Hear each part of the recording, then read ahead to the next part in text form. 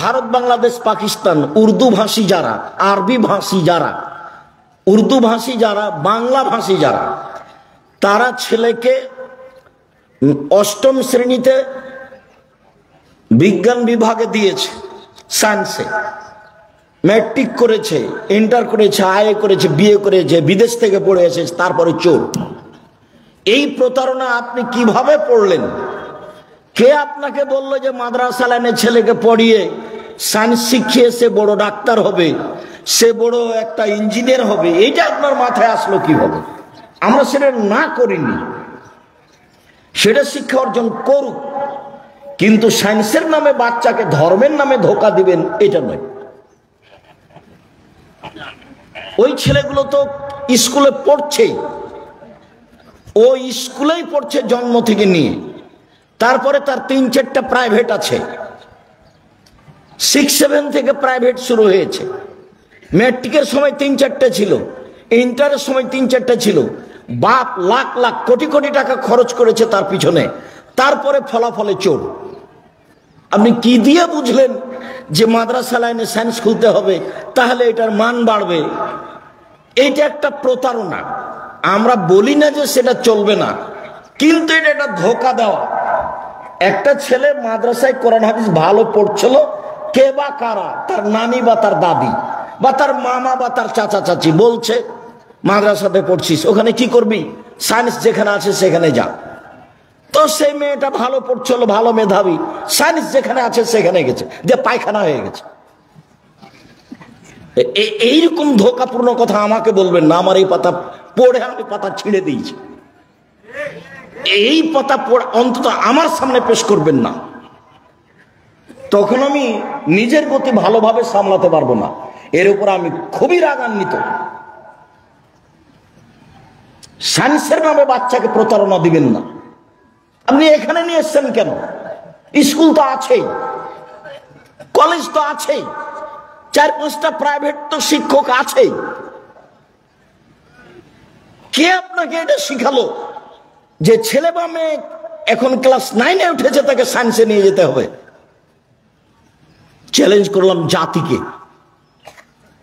অন্তত আপনাকে, আপনার ছেলে মেয়েকে কি শিখিয়েছেন আপনাকে আমি দেখে ছেড়ে দেবো ইনশাল্লাহ। এই কথা আমার আপনার সামনে থাকলো ক্ষিপ্ত অবস্থায়। এইরকম জিজ্ঞাসা আমার সামনে নিয়ে আসবেন না। জামিয়া সালাফিয়া মানে দেশের সর্বোচ্চ শিক্ষক আছেন বিদ্যায় যারা, চাহে বাংলা হোক, চাহে ইংরেজি হোক, চাহে আরবি হোক, তার নাম জামিয়া সালাফিয়া। ছেলেকে কোরআন হাদিসে উচ্চ শিক্ষিত করব বলেই জামিয়া সালাফিয়া পড়তে দিয়েছি। ক্লাস 10-এ উঠেছে, দাখিল পরীক্ষার পরে ছেলে অন্যদিকে চলে গেল। ওর বাপ একজন প্রতারক, ও আমাকে প্রতারণা দিয়েছে, নিজেকে প্রতারণা দিয়েছে, ছেলেটাকে প্রতারণা দিয়েছে, জাতিকে প্রতারণা দিয়েছে। যেই লোক ক্লাস 9-এ উঠার পরে, দাখিলের পরে মেয়েটাকে অন্য একটা সায়েন্স পড়ানোর জন্য মাদ্রাসা বা স্কুলে নিয়ে গেছে, ও মেয়েটাকে প্রতারণা দিয়েছে, ও তার নিজেকে প্রতারণা দিয়েছে, ও তার জাতিকে প্রতারণা দিয়েছে। এটাই সত্য। প্রমাণ যদি কেউ পেশ করতে পারে ভালো মানের, তাহলে আমি তার প্রস্তুতি নিব এবং এই সিলেবাস উল্টে দিয়ে যেটা সায়েন্স হলে ভালো হবে সেটা আমি করতে যাব। আমি এক পায়ে দাঁড়িয়ে আছি, প্রতি মাসে 32 লক্ষ টাকা খরচ করি বেতন দিয়ে। এক মাসের বেতন দিয়ে একটা প্রতিষ্ঠান চলবে কয়েক বছর। 32 লক্ষ টাকা মাসে বেতন লাগে। আপনি একটা কথা বললেই হবে? খুব ভালো মনে রাখবেন এই কথা। নিজের ক্ষতি করিয়েন না, ছেলের এবং মেয়ের ক্ষতি করিয়েন না। যা শিখেছিল তা ভুলে গেছে, এটা আপনাকে মনে রাখতে হবে। সায়েন্স পড়াবেন, উচ্চশিক্ষিত করবেন, স্কুল কলেজ বিশ্ববিদ্যালয় আছে, বিদেশ আছে, নিয়ে যান। ফলাফল ওকে চোর করে নিয়েছেন। খুবই কম মানুষ ভালো হয়, যা আপনার চোখের সামনে। কতদিন বক্তব্য শোনালাম, দেখলেন না আপনি? যে দাড়ি চাঁচা আছে, গলায় টাই আছে, প্যান্টটা টাকানোর নিচে আছে, সিগারেট হাতে আছে। তো বড় ডাক্তার আপনার ছেলে গাড়ি থেকে নামলো, তারপরে কিছুক্ষণ পরে বৌমা নামলো, গায়ে হালকা হালকা কাপড় আছে, তারপর আপনার নাতনি নামলো, দেখা গেল গায়ে কাপড় নেই, তারপরে দেখা গেল গাড়ির পিছন দিকে কুকুর আছে। তারপরে আপনার ছেলে যেখানে ডাক্তারি করে সেখানে সব কর্মচারী মহিলা। দেশে সব পুরুষ মরে গেছে? দেশে কোনো পুরুষ নাই? ধর্ম কি পাগল হয়ে গেছে? আসসালামু আলাইকুম। চলো।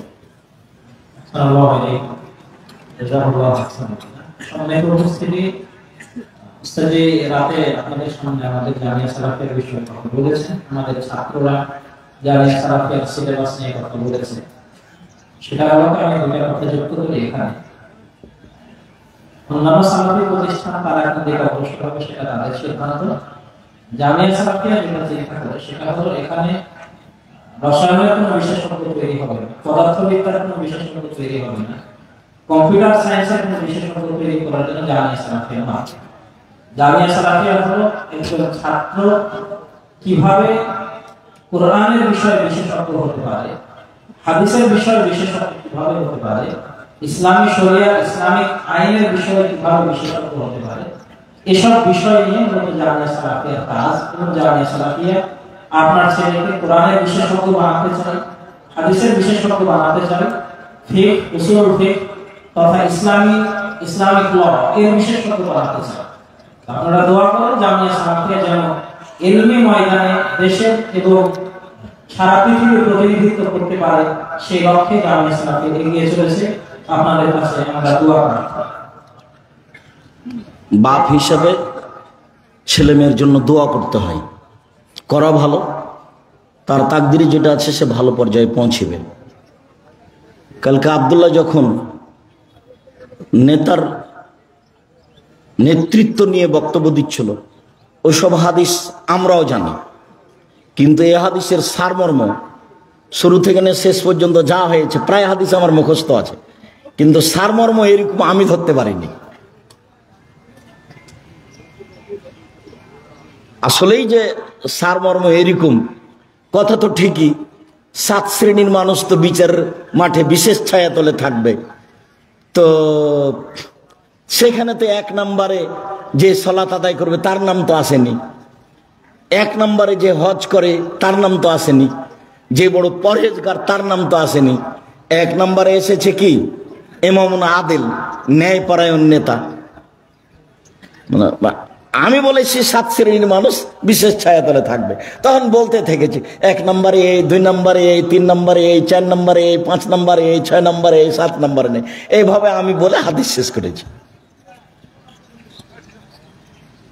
তো 1 নম্বরে ন্যায়পরায়ণ নেতা, তো এখন তো আর সলাতের কথা আসলো না, এখন তো আর সিয়ামের কথা আসলো না।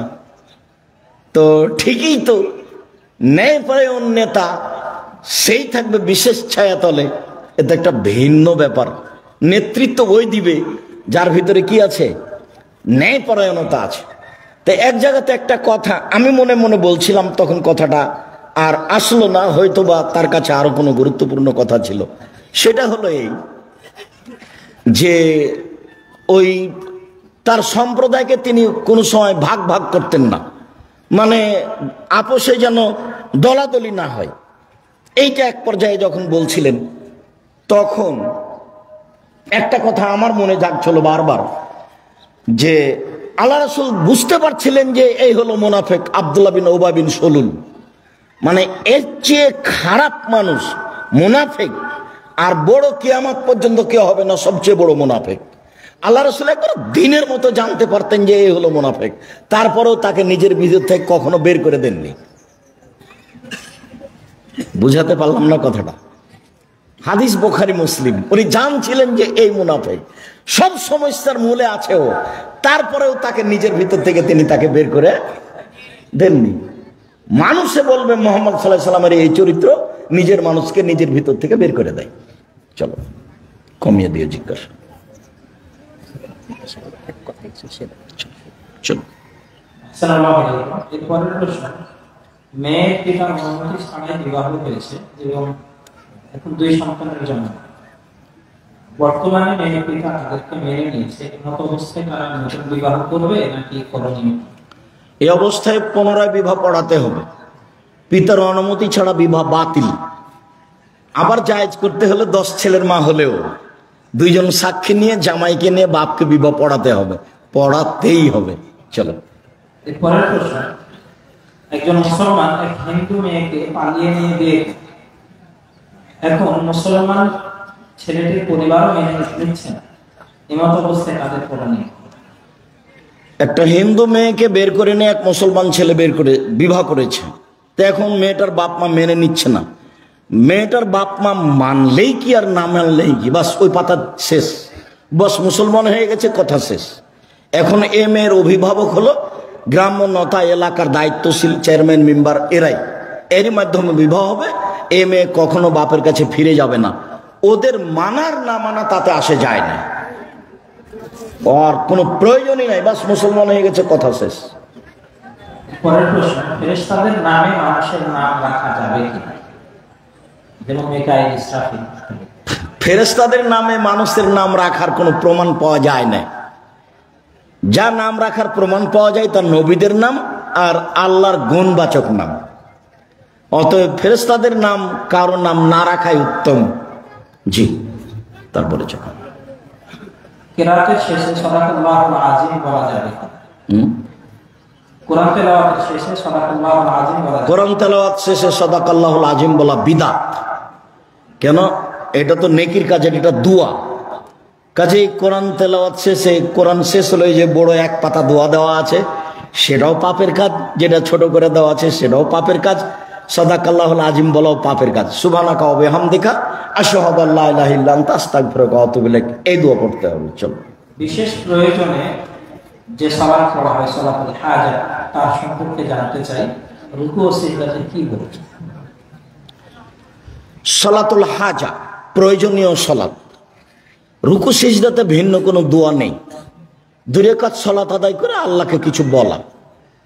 তাতে আমরা পেশ করেছি বুখারী মুসলিম থেকে গুরুত্বপূর্ণ হাদিসগুলো। ইব্রাহিম আলাইহিস সালামের স্ত্রী সারার কথা। তো সারা 2 রাকাত সালাত আদায় করলেন, তারপর দোয়া করলেন। তাতে আমরা বলেছি জোরাইজ, যার মা, তার ব্যাপারে বদদোয়া করেছিল। তো বদদোয়া তো লেগে গেল, যা হওয়ার তাই হলো। 2 রাকাত সালাত আদায় করে দোয়া করলেন, সালাতুল হাজাত। রুকু সিজদায় খাস কোনো দোয়া নেই। স্বাভাবিকভাবে 2 রাকাত সালাত আদায় করে আল্লাহর কাছে দোয়া করবে। হাত তুলে দোয়া করা ভালো হবে। সালাতি কনফারেন্সে আসলে সালাত কসর করতে হবে কিনা? বাড়ি থেকে যদি বের হয়, সেটা যদি তার সফর হয়, তাহলে বাড়ি থেকে বের হয়েই কসর করবে। সালাফি কনফারেন্সে বাংলাদেশের বিভিন্ন জেলা থেকে এসে তারা সবাই মুসাফির, এই কথাই ঠিক, আশেপাশ ব্যতীত। তো তারা যখন নিজেরাই একা একাই সালাত আদায় করবে বা তারা আপোষে করবে, তখন কসর। আর যখন এখানকার ইমামের সাথে পড়বে, তো ইমাম যা করছে তাই। তো ইমাম 4 তো 4, ইমাম 3 তো 3, ইমাম 2 তো 2। একাই পড়লে 2, নিজেরা আপোষে পড়লে ওই কসর। আর যদি এখানকার ইমামের সাথে পড়ে, তাহলে কোনো অধিকার নেই, ইমাম যা করছে তাই। চলো। সুন্নাত পড়া লাগবে না, পড়লে কোনো গুনাহ নেই, পড়া লাগবে না। তাহাজ্জুদ পড়বেন, তাহাজ্জুদ রাতে। স্বাধীন পুরুষ নারীকে দাস হিসেবে ক্রয় বিক্রয় করা জায়েজ আছে কি? স্বাধীন পুরুষ নারীকে ক্রয় বিক্রয় করা দাস হিসেবে হারাম, কাবিরা গুনাহ। একবার বড় পাপের মধ্যে এটা একটা, যে দাস দাসীকে, স্বাধীন পুরুষ নারীকে দাস দাসী হিসেবে বিক্রি করে দেওয়া। আমরা শুনি যে বাংলাদেশের মেয়েরা বাহিরে গেলে দাসীর মতো থাকে। শুনি মাত্র। যারা মনে করে তারা নাজায়েজ হারাম কাজ করে, যারা বলে তারাও নাজায়েজ হারাম কথা বলে। চলো। মনের জেনা কি? মনের জেনা কি? মনের জেনা তো রাসূল সাল্লাল্লাহু আলাইহি ওয়াসাল্লাম এভাবে বললেন আইনা তাজনা ওয়া জেনা হুমুন নাজর। 2 চোখের জেনা হচ্ছে চোখ দিয়ে দেখা, অলজনানের জেনা হল ইস্তেমা। 2 কানের জেনা হচ্ছে কান দিয়ে শোনা, অলিয়াদ জেনা হাল বাদস। হাতের জেনা হচ্ছে হাত দিয়ে ধরা, আর রিজিল জেনা হাল মাসি। পায়ের জেনা হচ্ছে এই পথে চলা। জেনাল কালব তাতামান্না তাস্তাহি। মনের জেনা, অন্তরের জেনা হচ্ছে পরিকল্পনা করা, ভাবা। জেনাল লেসান নুতক, আর জিহ্বার জেনা এভাবে এই বিষয়ে কথা বলা। তাহলে ভাবা, পরিকল্পনা, সেটা হচ্ছে মনের জেনা। পরের প্রশ্ন, আমি একটি দোকানে কাজ করি, কিন্তু দোকানের মালিক পুরো দোকান সুদের টাকায় ইনভেস্ট করেছে, মত অবস্থায় চাকরি করার বিধান? তার খুব ভালোভাবে জানা আছে যে সুদের টাকা দিয়ে এই ব্যবসা চলছে। আর তাকওয়া আলাল ফকাল ফত একটা হাদিসে আছে, মোমেনদের জন্য এটা মানাই না।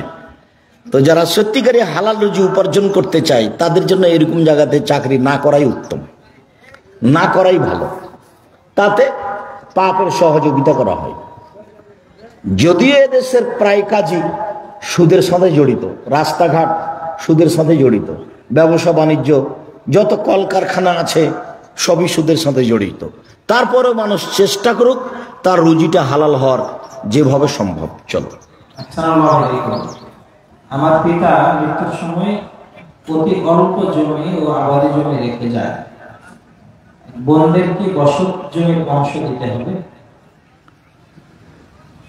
পিতা মারা গেলে ছেলে মেয়ে জমি জায়গা অর্থ সম্পদ ভাগ করবে অংশ হারে, এটা আল্লাহর আদেশ, এটা রাসূলের আদেশ। বসত বাড়ি তো মেয়ে ভাগ পাবে, এটা আল্লাহর আদেশ, রাসূলের আদেশ। এখন ভাই বোন মিলে পরামর্শ করে, যেহেতু বোন এখানে ভিটা বাড়িতে বাড়ি করলে মানাবে না, বরং তার শ্বশুর বাড়ি আছে ভিন্ন জায়গাতে থাকবে, এটা সবচেয়ে ভালো। এই হিসাবে বসত বাড়ির একটা দাম হিসাব করে, জমি চাষ যেগুলো চাষি জমি সেগুলো একটা হিসাব করে তাদেরকে ভাগে পরিমাণে কিছু বেশি দিয়ে দিবে, ভাই বোন আপোষ করে নিবে, এটাই উত্তম ভিটা বাড়িতে বোনকে জমি দেওয়ার চেয়ে। তবে বোন ভিটা বাড়িতে যেভাবে হক রাখে, চাষি জমিতে সেভাবে হক, চাষের জমিতে সেভাবে হক রাখে, চাষের জমিতে যেভাবে হক রাখে ভিটা বাড়িতে সেভাবে হক রাখে। এমতো অবস্থায় ভাই বোনের আপোষে দাম হিসাব করে যেটা ভালো হবে সেটা করে নেওয়াই উত্তম, তাতে শরীয়তের পক্ষ থেকে কোনো বাধা নেই। আমি কলেজে চাকরি নিতে গিয়ে কিছু ঘুষ দিয়েছিলাম, আমার মনে হচ্ছে সেটা ভুল হয়েছিল, এখন আমার করণীয় কি? ঘুষ দিয়ে চাকরি নিয়েছে, যদি সত্যি ও হকদার হয়ে থাকে আর ঘুষ লাগে তাহলে হলো মাজলুম, যে নিয়েছে ও জালেম। আর যদি ঘুষ দিয়ে কারো হক নষ্ট করা হয়েছে তাহলে এই চাকরি জায়েজ নয়, ছেড়ে দিতে হবে। আবার বলি, সত্যিকারীও নিয়োগ পরীক্ষায় প্রথম হয়েছে, তবুও কি লেগেছে, টাকা লেগেছে, তখনও মাজলুম, আর যে নিয়েছে সে জালেম। টাকা দিয়ে আর একজনের হক নিয়ে নিয়েছে, এই চাকরি জায়েজ নয়, এটা ছেড়ে দিয়ে অন্য কাজ করতে হবে। জি। পরের প্রশ্ন, আমার স্ত্রী ব্যাংকে চাকরি করে, আমি অনেক বুঝাই কিন্তু সে শুনে না, এখন আমার করণীয় কি? এটা তো মানে তুচ্ছ কথা হয়ে গেল, তুমি কেমন পুরুষ, এটা কথা হলো? ব্যাংকের চাকরি, এদেশে এমন কোনো ব্যাংকিং ব্যবস্থা নেই, ধর্মের নামে আছে যেটা, ধর্ম ছাড়াই যেটা আছে সবটাই একবারে 100 সুদের সাথে জড়িত। কাজেই এইসব দেশে স্বইচ্ছাই ব্যাংকের চাকরি করবে, তখন তার পয়সা হালাল, এর কোনো প্রশ্নই আসে না। নিরুপায় হয়ে টাকা রাখছে সেটা ভিন্ন কথা, সেটা তার নিরুপায়, কতটুকু নিরুপায় আল্লাহ ভালো জানছে। স্বইচ্ছায় এই পয়সা উপার্জন করবেন, আহাল পরিবার নিয়ে খাবেন, এটা হতে পারে না। এই অবস্থায় বইয়ের চাকরি জায়েজ নয়। যদি মানে ভালো, না মানে বউ তালাক দিতে হবে, পথ তো আল্লাহ খুলে রেখেছেন। দুনিয়া অনেক বড়, ছোট করে দেখার কোনো প্রশ্নই আসে না। চলো। আধুনিক সময়ে কৃত্রিম প্রজননের মাধ্যমে গরু ছাগলকে প্রজনন করানো হয়, এটা বিষয়ে একটা অতীব গুরুত্বপূর্ণ জিজ্ঞাসা। কৃত্রিম মাধ্যমে পশু প্রাণী, গবাদি পশুর উন্নয়ন করা হচ্ছে, পদ্ধতি যেটাই হোক, মনে রাখতে হবে এটা জায়েজ। কেন? যে কোরআন হাদিসের বিধান পশু প্রাণীর উপরে নেই। এই ছাগলের বাচ্চাটা ছাগলের দুধ খেয়ে বড় হলো না কুকুরের দুধ খেয়ে বড় হলো, এটা আপনার ভাববার বিষয় নয়। কেন? ওর জন্য খাদ্য হালাল হতে হবে, এই বিধান আল্লাহ পশু প্রাণীকে দেয়নি।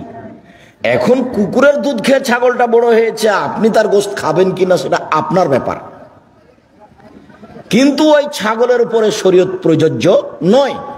অতএব গবাদি পশু উন্নয়নে কৃত্রিম যে কোনো পদ্ধতি অবলম্বন করবে তা জায়েজ, তা নাজায়েজ নয়। কোরআন হাদিস মেনে চলা মানুষ ও জিনের ব্যাপার, অন্য কারো নয়। জাযাকাল্লাহ। পরের প্রশ্ন, মুসলিম মেয়ে সরকারি হাসপাতালে নার্স হিসেবে চাকরি করতে পারবে কিনা? একাধিক হাদিসে বোঝা যায় যে মহিলারা, সাহাবী মহিলারা যুদ্ধে গিয়ে সাহাবীদের সেবা করেছেন, নার্স কাজ জায়েজ। কিন্তু এখনকার যেটা প্রথা, এটা তো একটা চাকরি, এইটা তো আসলে যোদ্ধাদের সেবা করে না। কাজে ওই হাদিস দিয়ে এখানে বউকে নার্সের চাকরি করতে দিতে হবে বা মেয়েকে দিতে হবে, এর সুযোগ নেই এখানে। আর এই অবস্থা তো আপনাদের ভালো জানা আছে। কাজেই মেয়ে বা বৌমা বা নিজের স্ত্রীকে নার্সের চাকরিতে রাখতে হবে, এটা শরীয়ত অনুমোদন করে না। আল্লাহ আমাদের বুঝে মানার তৌফিক দান করুক। আল্লাহ জাযাকাল্লাহ। আমি অনার্সে পড়ি, পড়াশোনার পাশাপাশি সরাসরি বা অনলাইনে দাওয়াতি কার্যক্রম করতে পারবো কি? দাওয়াতি কার্যক্রমের জন্য মাস্টার ডিগ্রি পাস করতে হবে, আজহার বিশ্ববিদ্যালয় থেকে পড়ে আসতে হবে, এরকম কোনো কথা আল্লাহ নবী বলেননি। আল্লাহ নবী বলেছেন, মানরা মিনকুম মুনকারান ফালিগাইরুহু, যে ব্যক্তি যে কোনো অন্যায় দেখবে সে দাওয়াত দিবে, ঠেকাবে। এইটা হলো আল্লাহ রাসূলের আদেশ। সাথে সাথে আল্লাহ রাসূল বলেছেন, কাফা বিলিমা কাযবান ইউহাদ্দিসু বিকুল্লিমা সামিয়া, শরীয়তের কথা কেউ যদি শুনেই বলে দেয় তদন্ত ছাড়া, তাহলে সে মিথ্যুক। তখন মূর্খ মানুষও এই হকদার, তখন যে 14 বার মাস্টার ডিগ্রি পাস করেছে সেও এই হকদার। তার মানে ধর্মের কথা জেনে শুনে সত্য প্রমাণ করে বলতে হবে। উমর রাদিয়াল্লাহু তাআলা আনহু যদি আজকে বেঁচে থাকতেন, তাহলে বাংলাদেশের শতকরা 99 জন বক্তার আজীবন জেল হতো, কেউ ওরা বাহিরে থাকতে পেত না। তো এরা বক্তা হলো থুতির জোর, যার বক্তা সেই ভালো। ধর্ম ভালো হোক আর মন্দ হোক সে কি বিবেচনা করে, বাপের বেটা বলতে পারে। উমর রাদিয়াল্লাহু তাআলা বেঁচে থাকলে বাপের বেটা বুঝা যেত, এই হিসাব ঠিক নয়। যেই সঠিক কথা বলতে পারবে সেই দায়ী তার বলার অধিকার আছে। জি, জাযাকুমুল্লাহ। পরের প্রশ্ন, সোনালী লাইফ ইন্স্যুরেন্সে গ্রাহক হিসেবে টাকা রাখা যাবে কি এবং সেখানে চাকরি করা যাবে কি? সোনালী লাইফ ইন্স্যুরেন্স দাবি করে তারা সুদের সাথে জড়িত নয়, তারা গ্রাহকের টাকা ব্যবসায় বিনিয়োগ করে অর্জিত লভ্যাংশ গ্রাহকদেরকে প্রদান করে, ফিক্সড নয়, লাভ বাড়তেও পারে কমতেও পারে। আমাদের জানা অনুপাতে এদেশে কোনো রাসূল সাল্লাল্লাহু আলাইহি ওয়াসাল্লামের পদ্ধতিতে ইন্স্যুরেন্স নেই। কাজেই একচাটি আমরা নাজায়েজ বলে আসছি। জিজ্ঞাসা যারা করেছেন তারা বিষয়টি আমাদের সামনে লিখিত পেশ করলে আপনার বাস্তব অবস্থা অবগত হয়ে আমরা আপনাদেরকে আরো তথ্যমূলক সঠিক উত্তর দিব। আমাদের জানা অনুপাতে এদেশে কোনো ইন্স্যুরেন্স বৈধ পথে নেই। আপনারটা পুরো তদন্ত করতে পারলে আমরা ঠিক বেঠিক জানাবো ইনশাআল্লাহ। টঙ্গী বিশ্ব ইজতেমাতে যাওয়া যাবে কিনা?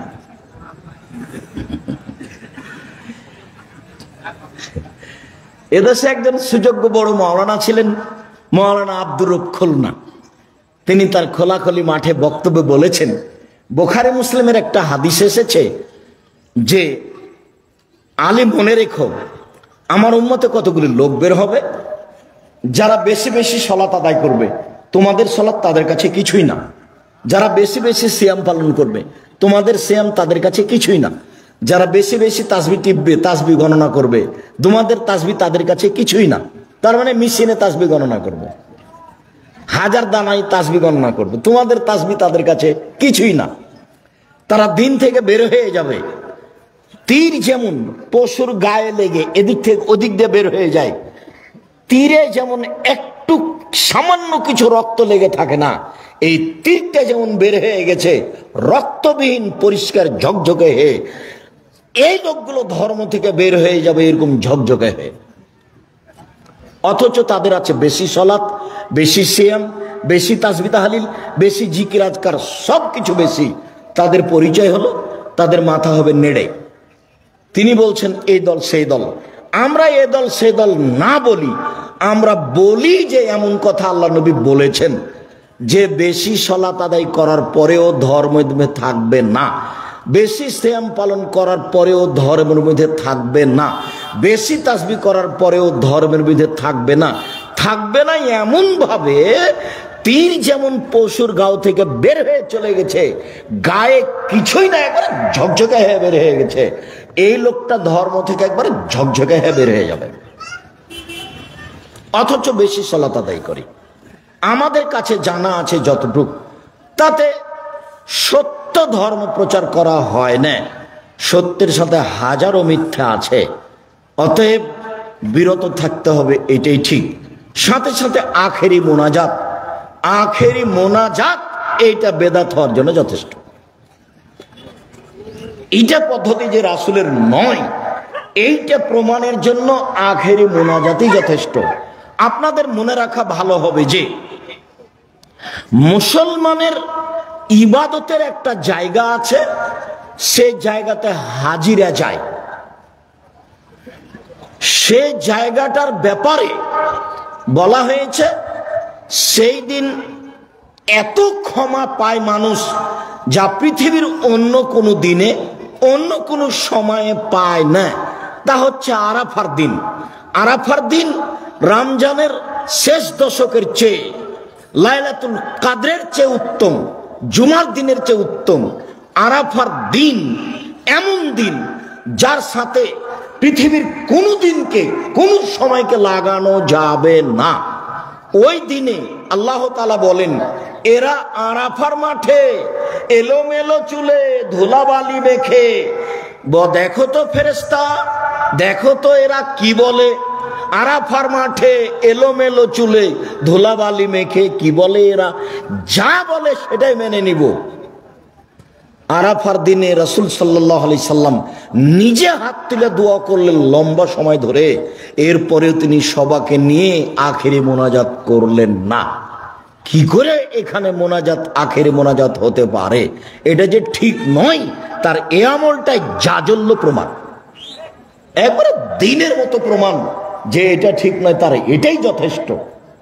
আরাফার মাঠ আখেরি মোনাজাত, মাঠে আখেরি মোনাজাত প্রমাণ করা যাবে না। বলেন তো, ইবাদত কবুলের জাহান্নাম থেকে মুক্তি পাওয়ার সবচেয়ে গুরুত্বপূর্ণ জায়গা, সময়, স্থান কোনটা? আরাফার মাঠ। যারা উপস্থিত হয়েছে সবাই আল্লাহর মেহমান, আল্লাহর নবী বলছে। যারা হাজিরা এরা কার মেহমান? আল্লাহর মেহমান। এরা মুখে একটা ধ্বনি উচ্চারণ করছে, লাব্বাইক আল্লাহুম্মা লাব্বাইক, লাব্বাইক লা শারীকা লাক, লাব্বাইক ইন্নাল হামদা ওয়া নি'মাতা লাকা ওয়াল মুলক লা শারীকা লাক। তোমার দরবারে উপস্থিত, আমরা তোমার দরবারে উপস্থিত, প্রশংসা তোমার, অনুগ্রহ তোমার, রাজত্ব তোমার, কোনো শরীক নাই তোমার। এইদিকে এরা বলছে, আবার বলছে লা ইলাহা ইল্লাল্লাহু ওয়াহদাহু লা শারীকা লাহু লাহুল মুলকু ওয়া লাহুল হামদু ওয়া হুয়া আলা কুল্লি শাইইন কাদির। আবার আল্লাহ নবী বলছেন এটা সবচেয়ে উত্তম দোয়া, এটা নবীগণ করেছেন, এটা আমি করেছি, আমার পূর্বে সব নবী করেছে, এটা উত্তম দোয়া। এত কিছু হলো আরাফার মাঠে, তবু আখেরি মোনাজাত হলো না। চলো আসসালামু আলাইকুম। পরের প্রশ্ন, চুক্তিভিত্তিক সময়ের ভিত্তিতে বেতন বা মজুরি নির্ধারিত হলেও সময়ের বাইরে অতিরিক্ত 1-2 ঘন্টা ডিউটি করানো হয়, এক্ষেত্রে শরীয়ত কি বলে? মালিক পক্ষ যদি জানে, উভয় পক্ষ যদি সম্মতি থাকে, তাহলে এটা জায়েজ। এছাড়া আল্লাহ রাসূল বলেছেন, আমি যাকে কোনো কাজ দিয়েছি তাতে বেতন ভাতা নির্ধারণ করেছি, তাতে যদি সুচ পরিমাণ আত্মসাৎ, বিশ্বাসঘাতকতা করে থাকে, তাহলে এইটুকু নিয়ে বিচারের মাঠে উপস্থিত হবে। নির্ধারিত সময় তার ডিউটি আছে, এরপরে অতিরিক্ত সময় তাকে ডিউটি করতে বলছে, এতে মালিকও জানছে, কর্মচারীও জানছে, তখন সমস্যা নেই। পরের প্রশ্ন, আমার গ্যাসের সমস্যা আছে, যখন আমি সালাতে দাঁড়াই তখন প্রত্যেক ওয়াক্তে আমার 1-2 বার ওযু ভেঙে যায়, কোন সালাতে স্থির হতে পারে না, এমন অবস্থায় কি করব? মহিলাদের একটা রোগ আছে, রক্তজনিত রোগ, সেটাকে বলা ইস্তেহাজা। রক্ত সব সময় আসতেই থাকে। তা আল্লাহ নবী তাদের ব্যাপারে বলেছেন যে মহিলাদের হায়েজের সময় 5 দিন, 6 দিন, 7 দিন। যদি গন্ডগোল বাঁধে তাহলে প্রথমবার যেটা হয়েছে সেটাই চূড়ান্ত। বাকি সব সময় রক্ত আসলেও তাকে সালাত আদায় করতে হবে। ওই হাদিস দিয়ে এইগুলোকে বলা হয়েছে, যার পেশাবের সমস্যা, পেশাব আসতেই থাকে, তো এক সালাত আদায় করবে, বাস। পেশাব এসে কাপড় ভিজে দেখ, তাতে আসে যায় না। ঠিক অনুরূপী বায়ু আসতে আছে, এক উঁচুতে একবার সালাত আদায় করবে, বাস। বায়ু আসতেই থাক, তাতে আসে যায় না। 40 কদমের কথা জুমার খুতবায় হবে ইনশাআল্লাহ। এরপরের প্রশ্ন, আমি অন্যায় করলে আমার মা আমাকে শাসন করে না, বাবা দিয়ে সংশোধন করে দেয় না, এমত অবস্থায় আমার মাকে যদি কিছু উপদেশ দিই, তিনি কি আগের কথাটা কি? আমি কোনো অন্যায় কাজ করলেও আমার মা আমাকে মারে না কিংবা শাসন করে না বা নিষেধ করে, এমত অবস্থায় যদি আপনি আমার মাকে কিছু উপদেশ দিতেন ভালো, তিনি এখানে উপস্থিত আছেন। তুমি কোনো অন্যায় বা ভুল করলে তোমার মা কিছু বলে না, করে না, এটা তো তোমার মা নয়, এটা তোমার খালা হতে পারে, এটা তোমার চাচি হতে পারে, এটা তোমার সৎ মা হতে পারে। কি দিয়ে আমি তোমাকে বুঝাই? জাবের যখন বললেন আমি নতুন বিবাহ করেছি, আমাকে বাড়ি যেতে দিন, তো আল্লাহ রাসূল বললেন যে কুমারী না তালাক প্রাপ্তা? বলে তালাক প্রাপ্তা। তো কুমারী করলে না কেন? তো উত্তরে যেটা বললেন সেটা হলো এই যে আল্লাহর নবী, আমার বাপ ওহুদের যুদ্ধে শহীদ হয়েছে 9 জন মেয়ে রেখে, আমার 9 জন বোন আছে। আক্রাহ আন উযাব্বিজা মিসলাহুন্না, আমি ওদের সমবয়সের মেয়েকে বিবাহ করা অপছন্দ করেছি 4টা কারণে। না, আমার বোনদের সমবয়সের মেয়ে বিবাহ করব না। আমার বাপ মারা গেছে, আমার বোনদের দেখাশোনা করতে পারবে এরকম মেয়ে বিবাহ করব। এক, আমার স্ত্রী যেন আমার বোনদেরকে বিদ্যা শিখাতে পারে। 2, আমার স্ত্রী যেন আমার বোনদেরকে শিষ্টাচার শিখাতে পারে। 3, আমার স্ত্রী যেন আমার বোনদেরকে সাজগোজ করে পরিপাটি করে রাখতে পারে চুলা ছেড়ে। 4, আমার স্ত্রী যেন আমার বোনদের উপরে পাহারা দিতে পারে। তাহলে মা মানে যে পাহারা দিতে পারে, মা মানে যে মেয়েকে সাজগোজ করে রাখতে পারে, মা মানে যে মা মেয়েকে ছেলেকে শিষ্টাচার শিখাতে পারে। তুমি পাপ করলে তোমার মা কিছুই বললো না, তখনও তোমার মা এটা না, এটা তোমার খালা, এটা তোমার সৎ মা, এটা তোমার চাচি। কষ্ট নিও না, তোমার মাও যেন কষ্ট না নেই। মা হলে 4টে জিনিস লাগে, মনে থাকবে না? দিন রাত বলেছি, এবারে ঝকঝকে হ্যাঁ মনে আছে। মা এরকম মা হতে হবে। তোমার মাকে আল্লাহ সংশোধন করুক, তোমার মা যেন সঠিকভাবে বাচ্চা লালন পালন করতে পারে, আমরা দোয়া করি। আল্লাহ তুমি দাও। আচ্ছা চলো। আমাদের সময় সংক্ষিপ্ততার কারণে পরের কিছু প্রশ্ন শুধু হ্যাঁ না এইভাবে উত্তর দিয়ে শেষ করে দেওয়া হবে। আপনারা আশা করি বিষয়টি বুঝবেন। মহিলারা কবর জিয়ারত করতে পারবে কিনা? মহিলারা কবর জিয়ারত করতে পারবে, তবে সেখানে হাউমাউ করে কান্নাকাটি করা হবে না, যেতে পারে। মহিলারা জানাজার সালাতে অংশগ্রহণ করতে পারবে কিনা? মহিলারা জানাজায় অংশগ্রহণ করতে পারে, তবে জরুরি নয়, যার কারণে আমাদের দেশে যায় না। মহিলারা অংশগ্রহণ করতে পারে, হাদিস সহি, তবে জরুরি নয়। যদি মসজিদ এরকম জায়গাতে হয়, তারা থাকলে তারা অংশগ্রহণ করবে। হজ করতে গিয়ে দেখেছেন মসজিদে নববীতে আর কাবা ঘরে সবসময় মহিলারা জানাজায় থাকছে। চলো। মসজিদে সালাম ফিরানোর পরে ভিক্ষুক কিংবা কোনো আদায়কারী এসে আদায়ের ঘোষণা দেয়, এই ধরনের ঘোষণা দেওয়া যাবে কিনা? টাকা পয়সা দানের জন্য মসজিদে ঘোষণা দেওয়া যাবে। রাসূল সাল্লাল্লাহু আলাইহি ওয়াসাল্লাম নিজেই, কিছু এমন মানুষ আসলো যারা ক্ষুধার্ত ছিল, তিনি আজান দিতে বললেন, একামত দিতে বললেন, সালাত আদায় করলেন, তারপরে বললেন যে তোমাদের কাছে যা কিছু আছে তা নিয়ে আসো। এই হলো অবস্থা। মসজিদের সলাতের পরে, জুমা চলাকালীন কোটা ছাড়া যাবে না, খুতবা চলাকালীন, সলাতের পরে হতে হবে দানের কথা। ঠিক আছে। দাড়ি ছোট করা যাবে কিনা? দাড়ি চেঁচে ফেলা, ছোট করা হারাম, যাবে না, কাবিরা গুনাহ। চলো। জানাজার সালাতে সানা পড়তে হবে কিনা? জানাজার সালাতে সানা নেই। আল্লাহু আকবার, আউযুবিল্লাহ, বিসমিল্লাহ, সূরা ফাতিহা, বিসমিল্লাহ অন্য সূরা, তারপরে সানা, তারপরে সানা কেন, দুরুদ, তারপরে বিশেষ দোয়া, তারপরে সালাম। গোপন পাপ থেকে বাঁচার পথ কি? গোপন পাপ থেকে বাঁচার পথ ওই একটাই, রাতে উঠে সালাতুল হাজাত 2 রাকাত পড়ে খুব কান্নাকাটি করে বলতে হবে। মানে শয়তান তোমার সাথে জীবন বাজি লেগে রেখে আছে, তোমার সাথে তার খুব জিদ, ওকে তুমি দেখতে পেলে কি যে করতে, কিন্তু দেখতে পাচ্ছ না। গোপন পাপের জন্য ওটাই পথ। মনে জাগলে নাউজুবিল্লাহ বলতে হবে, আর রাতে 2 রাকাত সালাত আদায় করে কান্নাকাটি করে বলতে হবে। আমার মাকে জেনে ধরে আমি এখনো তাবিজের আশ্রয় নেইনি, কি কি করলে আমার মাকে জিন থেকে আশ্রয় পাওয়ানো যাবে? তাবিজের আশ্রয় নিতে হবে না, জিন মানুষের ক্ষতি করে এই কথাই ঠিক। নিয়মিতভাবে নাশ ফালাক পড়ে গায়ে ফুঁক দিতে হবে। আর যে ঘরে শয় সে ঘরে সূরা বাকারার শেষ 2 আয়াত বা সূরা বাকারা পড়তে হবে। আশা করা যায় ধীরে ধীরে চলে যাবে। ইসলাম ধর্মের অনুসারী ব্যতীত অন্য ধর্মের লোকেরা জান্নাতে যাবে কি? ইসলাম ধর্মের অনুসারী ব্যতীত অন্য কোন ধর্ম মেনে কেউ জান্নাতে যাবে না। মুহাম্মদ সাল্লাল্লাহু আলাইহি সাল্লামকে মানেনি যারা, জান্নাতে যাবে না তারা। মুহাম্মদ সাল্লাল্লাহু আলাইহি সাল্লামকে যারা সঠিক আকীদায় মানেনি তারাও যাবে না। যেমন কাদিয়ানি, যেমন শিয়া, যেমন মুরজিয়া, যেমন কাররামিয়া, যেমন জাহামিয়া, যেমন জাবরিয়া, যেমন মুজাসসামা, এরকম বহু জাতি আছে যারা বলছে যে আমি আল্লাহর নবীকে মানি, আসলে তারা মানে না। এরাও জান্নাতে যাবে না। সঠিক আকীদাই জান্নাতের ফল। চলো, যারা টাকা আত্মসাৎ করে নেয়, ইসলামের দৃষ্টিতে তাদের বিচার কি হওয়া উচিত?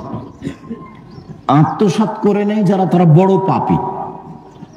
সামাজিক ভাবে কোনো বিচার করতে পারলে শাস্তি দিবে বা বের করে দিবে। আল্লাহর নবী বলেছেন ও এই জিনিস বিচারের মাঠে নিয়ে উপস্থিত হবে। জমি তো কাঁধে থাকবে, টাকা পয়সা তো কাঁধে থাকবে, পশু প্রাণী তো কাঁধে থাকবে। পশু প্রাণী হলে তার ভাষাতেও চিৎকার করবে, আর যদি জড়বস্তু হয় তাহলে গায়ের পিঠের উপরে ঘাড়ের উপরে দুলতে থাকবে। সর্বোচ্চ দিবে। চলো, আমরা এই প্রশ্ন দিয়েই আমাদের প্রশ্নোত্তর পর্ব শেষ করছি। আমি একজন ইলেকট্রনিক্স ব্যবসায়ী। গায়ের রেটে নগদে বিক্রি করলে গায়ের রেটে আমরা মানে ফ্রিজ বিক্রি করি, কিন্তু যদি এটা মানে সময় বেশি নেওয়া হয়, 10 মাস কিস্তিতে যদি প্রদান করি তাহলে বেশি মূল্য নেই, এটা কি সুদ হবে? বাকিতে ক্রয় বিক্রয় জায়েজ, উভয়ের সম্মতি থাকলে। বাকিতে ক্রয় বিক্রয় জায়েজ, উভয়ের সম্মতি থাকলে। তাতে বুখারী মুসলিমের একটা হাদিস পেশ করা হয়েছে। আয়েশা রাদিয়াল্লাহু তাআলা কিস্তিতে এক মহিলাকে ছাড় নিয়েছিলেন, দাসী থেকে মুক্ত করে নিয়েছিলেন, সে হাদিস। তবে যদি জুলুম হয় তাহলে যে করছে সে গুনাহগার হবে। উভয়ের সম্মতিতে বাকিতে টাকা পয়সা কম বেশ করতে পারে, যায়। চলো, আচ্ছা, শুকরিয়া, জাযাকুমুল্লাহ খাইর। সবাই খুব গুরুত্ব সহকারে বসে কথা শুনছিলেন। আপনাদের অবস্থা দেখে আমাকে ভালো লাগলো। আমারও কথাটা আবারও বলছি, মনে রাখবেন। আমার আন্তরিকভাবে আপনাদের কাছে জোরালো দাবি, অনুরোধ যে আপনারা এলোমেলো ঘুরবেন না। একটু কষ্ট হোক, তাসবিহ তাহলিলের মধ্যে থাকবেন, জিকির আজকারের মধ্যে থাকবেন, সময় হলে গোসল করবেন, 5 ওয়াক্ত সালাতে থাকবেন। আর যারা যখন বক্তব্য দিবে একটু কষ্ট হোক, সম্ভবপর বিষয়ভিত্তিক কথাগুলি ভালো করে শুনবেন। আর কোনো সময় ভুলে যাবেন না জামিয়া সালাফের কথাটা। ওই 10 টাকা দিয়ে হলো তাকে মূল্যায়ন করবেন। অন্যান্য বছর প্রথম দিনই কিন্তু দেখেছি যে প্রায় 3.5-4 লাখ টাকা দান করেছেন। গত রাতের হিসাব আমি শুনলাম 1,60,65,000। এটা হয়নি। জামিয়া সালাফাইকে ভালোভাবে ভালোবাসা দিয়ে মূল্যায়ন করতে হবে। জুমার খুতবা আসছে, সালাম ফিরে দাঁড়িয়ে যাবেন না।